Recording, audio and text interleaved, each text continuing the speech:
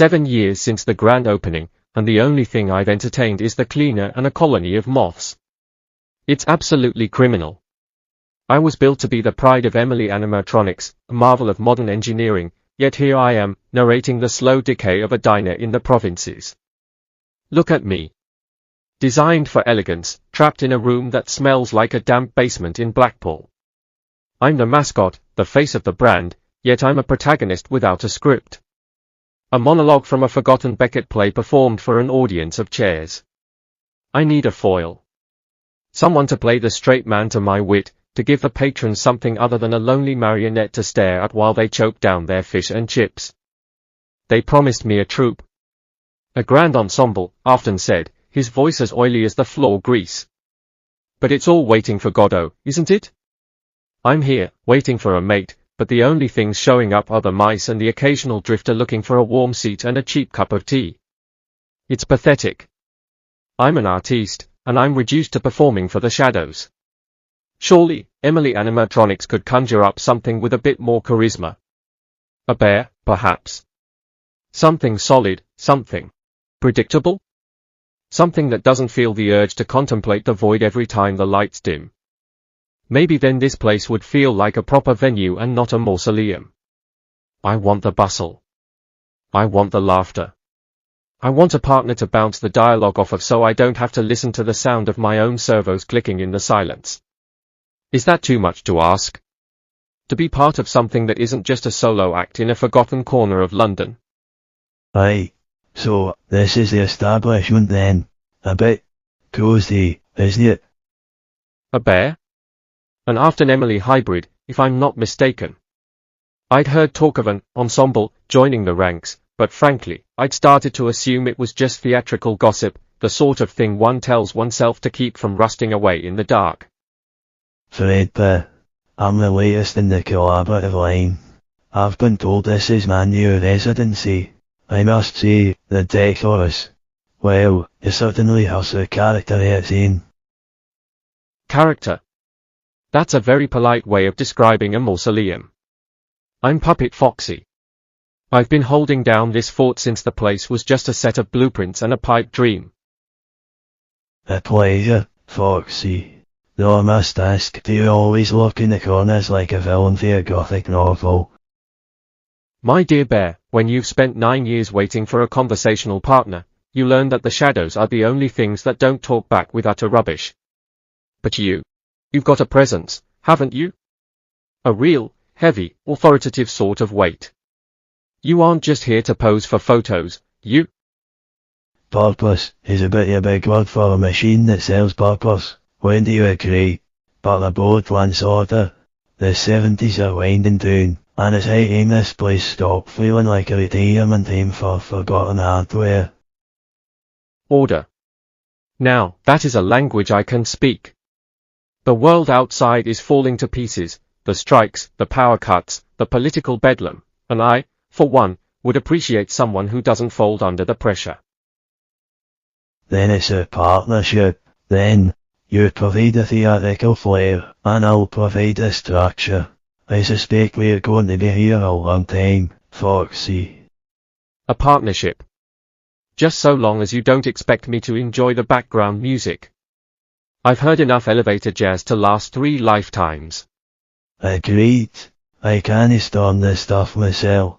Now, let's see if we can make this place look a little less like a disaster area before the morning shift turns up. Speaking of disaster areas, look at that. The evening news is just a constant loop of misery. They're calling it a winter of discontent, but frankly, it looks like a total collapse. Ben Biggs pulled his houses in London, the grittiest on strike, schools shut. It's an absolute shambles out there. Oh, do hush about the bin bags, Fredbear. It's so terribly uninspired. What really fascinates me is the ballot box. May was the real watershed moment. Margaret Thatcher in Downing Street. The Iron Lady. A Tory woman running the country. Can you even conceive of the shift in the social order? Afton was over the moon about it, talking about deregulation and free market like he'd won the pools. Afton wit. The man thinks we're a calculator, but he worry about the reality yet. All these spending cards. It's not exactly going to encourage families to spend their hard-earned pennies on burgers and milkshakes, is it? People at Brassic, they're looking for a distraction for the power cuts and a 3-day week, no a lecture on monetarism. Well, if it's a distraction they want, they aren't looking at us just yet. They are all queuing up outside the ABC cinema down the road. Have you seen the posters? Alien. In space, no one can hear you scream. Rather apt for our current predicament, wouldn't you say? Stuck in a drafty diner while the world outside grows colder. Alien. Dreadful stuff. Too fast, too loud. Give me something with a bit of prestige. Did you catch the Deer Hunter when it made its rounds earlier this year? No, that is cinema. Grit, substance, a proper reflection of a world in turmoil. You're such a traditionalist, Fredbear. You want misery, I want energy. That's why the wireless has been the only saving grace this year. Have you heard that new track, Heart of Glass? It's absolutely everywhere. Blondie. It's got a pulse, a bit of electronic life. It almost makes me want to calibrate my joints to a disco beat. Please, spare my processors. It's entirely superficial. If you must listen to the radio, at least get on something with a bit of craftsmanship. The chorus, perhaps, Message in a Bottle, was number 1 for a good spell. There's a proper rhythm to that.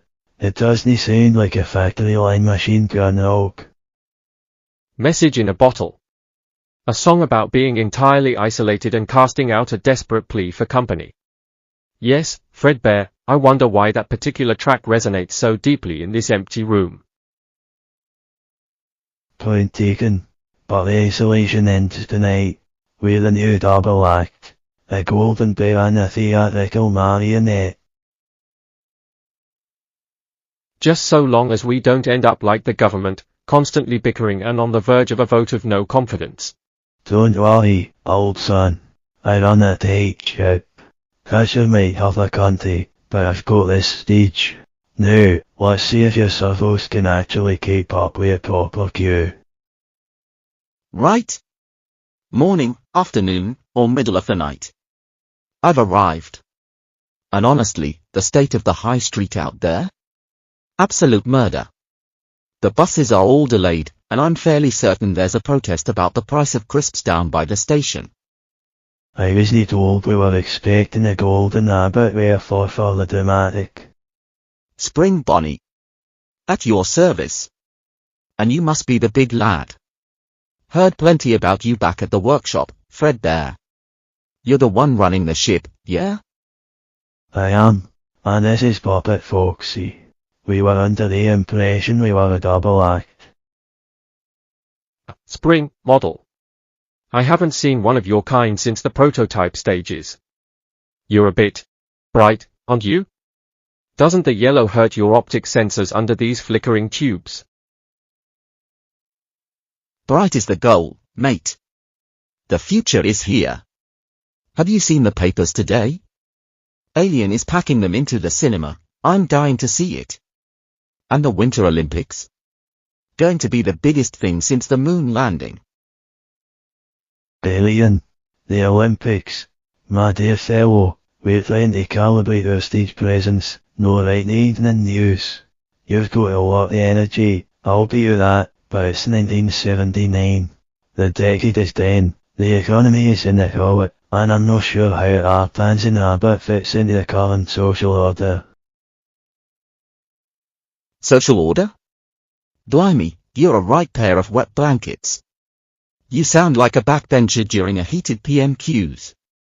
The economy, the economy, the economy. Who cares? We've got the stage, we've got the lights, and we've got the audience. We have an audience of 0, Bonnie. And we are currently surviving on the scraps of Afton's ambition. You think this is a party? It's a holding pattern. Then let's make it a party. I'm the shot in the arm this place needs. You'll see. By next year, we'll be the biggest show in London and even Greater London. We'll be bigger than the charts, bigger than the telly. Aye, keep dreaming. But if you'd happen keen against my stage 4 one more time while I'm trying to check my output levels, you'll find out exactly how much patience this big lad has left. Let him be, Fredbear. It's a performance. And heaven knows we haven't had a proper one in years. That's the spirit. Now, who's ready to show me the set list? Because I've got a routine that'll make the local council forget they're living through a recession. 3 in the morning. A time for poets, lovers, or, in my case, a marionette with nothing better to do than pace. This place is a mausoleum, and I'm the only one left to guard the tombs. That wasn't a trick of the wiring. Hello? Is someone there? If you're a burglar, I'd advise you to leave. There's nothing left to steal in this dump except perhaps a surplus of grease and a deep sense of regret. You've been asking questions, Puppet Foxy. Questions that don't belong to a mascot. A burglar who talks like a malfunctioning radio? How dreadfully cliché. If this is a stick-up, I'm afraid you've picked the wrong shift, mate. Save the theatricals, Puppet. You aren't on stage. You're in a private audience with someone who knows exactly what you've been hiding behind the painted gray. A private audience? How flattering. Though, I must say, your decor sense is rather lacking. A bit too much gloom, not enough lighting. Are you with the regional inspectors? Because if you're here about the health and safety violations, I suggest you take it up with the bear. He's the one who handles the administrative nightmares. The bear is a distraction. You're the one holding the keys to the Action and Emily network. We've seen your data logs, Foxy. You've been reporting the expansion plans. Every news site, every franchise agreement, every future location intended to replace this dying pit. I don't give data. I was designed for entertainment, not corporate espionage. If you want a data dump, go find a computer terminal. I'm not playing your game of corporate sabotage, regardless of how much you enjoy the drama of it all. Stop. The act is redundant. We know where the encrypted files are rooted. You're the bridge between this terminal and the central server in the Midlands. We want the access codes for the 1981 rollout. Every coordinate, every security protocol. Give it up now, or I'll start peeling you back layer by layer until I find the drive. A functioning shell is still a performer. And I'd rather be a pile of scrap than a snitch for a shadow. Go on then, do your worst. It's the most excitement I've had in this place for a decade. You're holding on to a loyalty that doesn't exist. Action would scrap you without a second thought if he knew you were compromised. Give us the codes, and you might survive the night as a functioning shell. IAC Chatter. Stillstelling. AVI. Give US-Site Codes. Marionette. Oh, lovely. A pyromaniac to finish the set. I suppose you want a song to go with the arson? And you. You're just a prancing, posh, stiff-jointed piece of tin. You think you're so refined, don't you? With your mighty bear and your polished poise. You're just a puppet on a string that's about to snap. Gimme DA codes, marionette. Honestly, do you ever practice your lines? You sound like a tractor engine having a nervous breakdown. And the look? A bit overdone on the bonfire theme, isn't it? Very pantomime villain meets industrial accident. You've got a loose tongue for a machine that's about to be recycled. I've been around longer time you think, and I've seen what happens to things that think they're too clever for tire on good. It'll make you stop that pathetic, posh little voice on the end for all. Prancing piece of tin, he says. Coming from the walking forest fire. You look like you've been sat in a deep fat fryer since the mid-70s, mate. Did you get lost on the way to a Halloween party, or is this just your general aesthetic? It's tragic, really. If I were you, I'd invest in some decent moisturizer for that scorched chassis of yours. You want a performance? I'll give you one. Let's see how posh you sound when your memory bank is nothing but asa. Oh, please. I'm already broken, you dim-witted pyromaniac. I'd rather be a pile of scrap than a walking, talking charcoal briquette who can't hold a conversation without setting the furniture on fire. Leto SCUTRYZ shit now, Puppet Foxy. Do your worst. At least I won't have to listen to your voice anymore. F. Fred. Fredbear.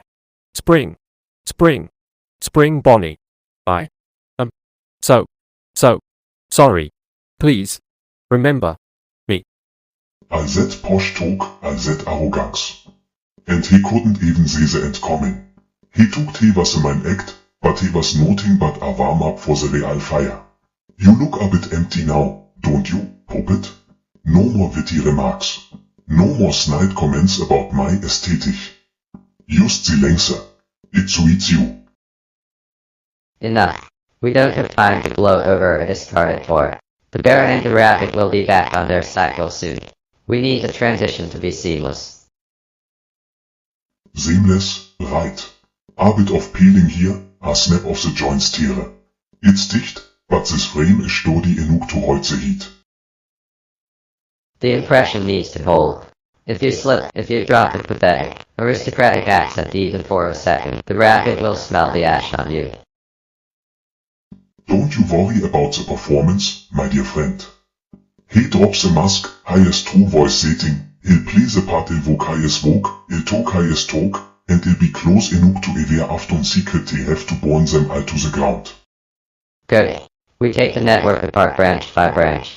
We use his reputation to walk through the front door of every new location they try to open. Exactly. And when the time is right, he'll drop the mask and let them see exactly who has been leading them to the Slaughter. Let's move. The dawn is coming, and you have a show to perform. One last thing. I think he'll keep highest memories, too. Just so he can say exactly how pathetic highest life really was before he tear it down.